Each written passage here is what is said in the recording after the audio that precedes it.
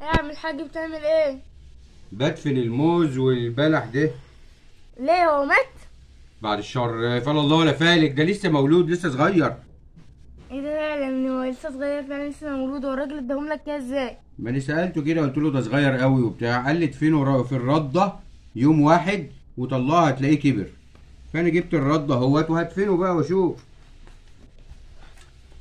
ما بيقلص فين؟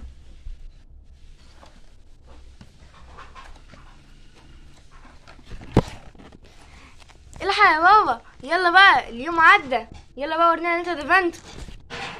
هطلع. يلا بسم الله. ورينا. سيدي ابراهيم يا تسوقي، يا بلد اصحي وفوقي. سيدي احمد البدوي في طنطا اكل الناس الاونطه. يا عبد الرحيم يا قناوي، لكل محب للهبل وغاوي. الموز كبر يا اولاد، والبلح كمان. ده الراجل طلع عنده حق. التعويذه بتاعت الاوليه